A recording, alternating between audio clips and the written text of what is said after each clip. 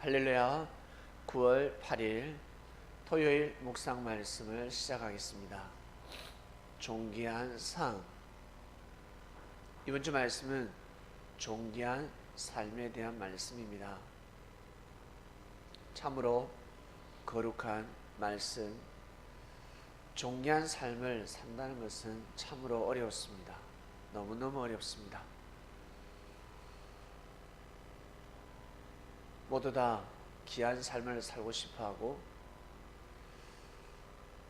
귀한 삶보다는 성공하고 싶고,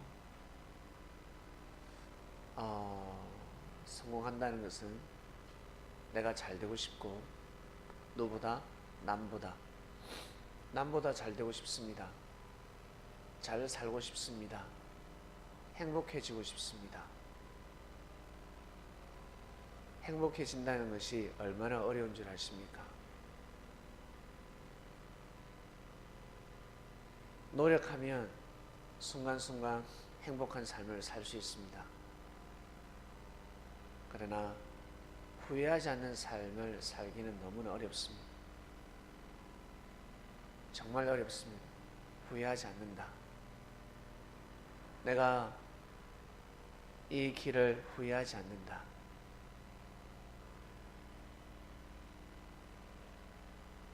예레미야 선지자가 행복했을까? 예레미야는 창자가 끊어지도록 울면서 민족을 위해 기도하며 슬픔 속에 잠겨서 일생을 보낸 선지자입니다. 행복은 없었습니다. 이름도 예레미야입니다. 그래서 예레미야 애가가 있습니다. 예레미야 애가는 하나님을 사랑해서 나온 성서가 아닙니다. 기록된 말씀이 아닙니다. 원래 그 뜻이 아닌데 이스라엘 백성들이 다 죽게 생겼습니다. 그래서 창자가 끊어지도록 울며 기도하다가 받은 말씀이 예레미야 애가입니다. 한마디로 애가 타도록 기도한 예레미야. 예레미야가 행복했을까? 기뻤을까? 아마 행복하지 않았을 것입니다. 그러나 후회하지 않는 삶을 살았습니다. 축복을 빌어달라 하였습니다. 이스라엘을 위해서 축복을 빌어달라. 축복을 빌 수가 없었습니다. 하나님의 말씀을 전하는 선지자이기 때문에 축복을 빌 수가 없었습니다. 여러분, 점 보러 가보셨습니까? 점쟁이한테 가면 어떻습니까? 축복의 메시지를 듣고 싶지 않습니까? 네가 이렇게 가는 길이 맞다. 너 이사를 참 잘 갔다. 지금 만난 사람이 네 짝이야. 그리고 네가 하는 사업이 참 잘 돼. 그 결혼은 꼭 하도록 해라. 좋은 소리를 듣고 싶습니다. 점 보러 가보셨습니까? 점 치면 좋은 말을 듣고 싶습니다. 근데 우야꼬, 너 지금 잘못된 길을 걸어가고 있다. 네 짝이 아닌데 고생길이 훤하다. 저는 저 사람이 좋은데요. 아니야, 네 짝이 아니다. 헤어져라. 단호하게 말을 합니다. 너 그렇게 살다가 단명한다. 죽는다. 단호하게 말을 합니다. 왜? 사람을 통해서 모든 문명이 돌아갑니다. 그걸 모르고 사람들은 살아갑니다. 내 생각대로, 내 생각을 가지고 살면 잘 될 거라 생각합니다. 왜? 생명의 근원은 마음에 있기 때문에 내가 마음을 어떻게 먹느냐에 따라서 삶은 달라진다라며 착각하며 살아가고 있습니다. 이미 가시밭길이고 돌짝밭이기 때문에 자기가 원하는 대로 삶을 살아갈 수 없습니다. 행복한 것 같은데 결국 행복하지 않다는 것입니다. 그러나 떡길을 걸어가는 사람들은 행복하지 않는 것 같은데 기쁨의 삶이 별로 없어요. 근데 시간이 가면 갈수록 삶의 뿌리를 깊이 내리고 열매를 맺기 시작합니다. 내가 원하지 않는 열매가 열립니다. 내가 수고하고 애쓴 삶보다 더 많은 열매가 열립니다. 참으로 묘한 인생이 일어납니다. 이것을 다른 말로 자연의 섭리라고 합니다. 아무리 씨가 좋고 밭이 좋아도 자연의 섭리가 없으면, 하나님께서 역사하시지 않으면 나무는 열매를 맺을 수 없습니다.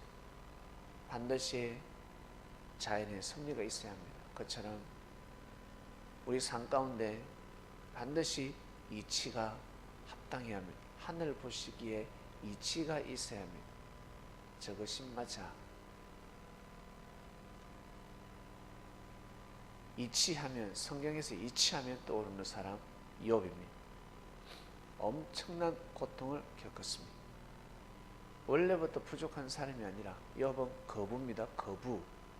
못 사는 사람이 아닙니다. 너무너무 잘 사는 사람입니다. 지위가 있고 신분이 있고 모든 사람들에게 귀하다 여김을 받는 사람이었습니다. 대단하다. 근데 하루아침에 망하게 됩니다. 가족이 다 죽어버립니다. 자녀들이 죽어버리고 부인은 떠나갑니다. 저주하며 떠나갑니다.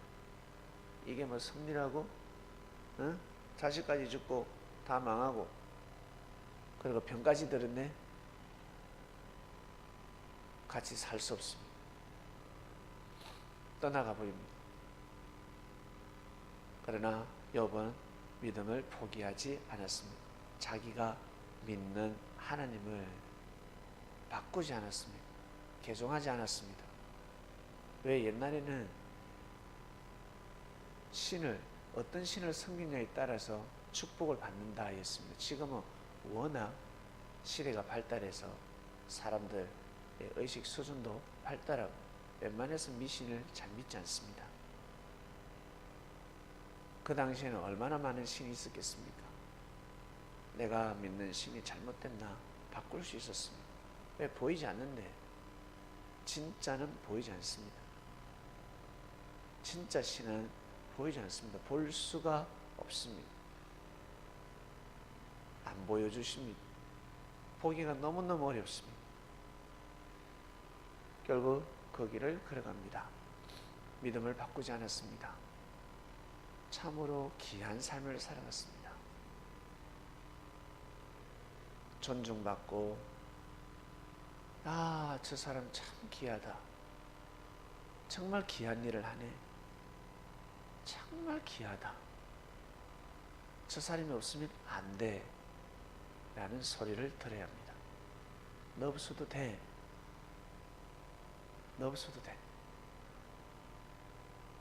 야, 우리가 하지 못한 일을 하는구나.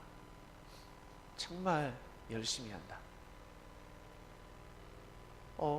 한 가지만 하는 것이 아니라 여러 가지를 하네. 이것저것 다 하네. 내가 해야 될 일도 하네. 와, 여러분이 지금 하고 있는 일, 이건 내가 아니면 못할 것 같아.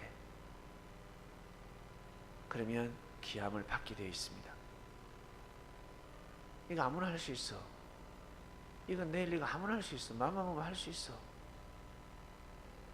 그러면 귀함을 여김을 받기가 힘듭니다. 여러분은 어떤 일을 하고 계십니까? 그리고 어떤 믿음을 세웠습니까? 섭리길을 가면서 혹시 믿음을 세우셨습니까? 정말 힘들고 어려울 때 믿음을 세워보셨습니까? 내가 세운 믿음을 쫙 펼쳐 놓을 때, 야, 저 믿음은 세우기 힘들어. 어떻게 저렇게 믿을 수 있을까? 저렇게까지 믿고 갈 수 있을까? 라는 소리를 들어야 귀하다라는 소리를 듣는 겁니다. 아유, 저 믿음은 아무나 할 수 있지. 그러면 귀하다 소리를 들을 수 없습니다. 귀한 것은 점점 좁혀져서 몇 개 되지 않습니다. 물건도 몇 개 되지 않습니다. 그처럼 믿음도 몇 명 되지 않습니다. 마음도 마찬가지. 그래서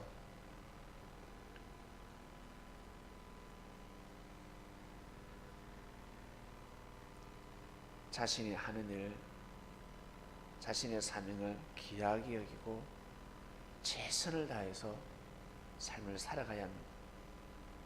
똑같은 일이라 할지라도 내가 어떠한 마음을 가지고 하느냐에 따라서, 야, 귀하다, 참으로 귀한 사람이다, 칭함을 받을 수 있습니다.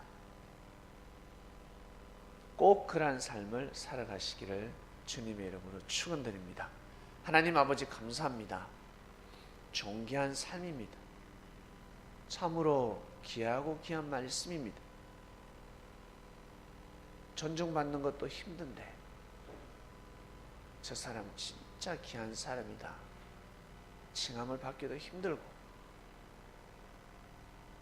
열심히 노력하면 지위가 높아질 수 있고, 태어날 때부터 부모님을 잘 만나면 신분도 높아지고,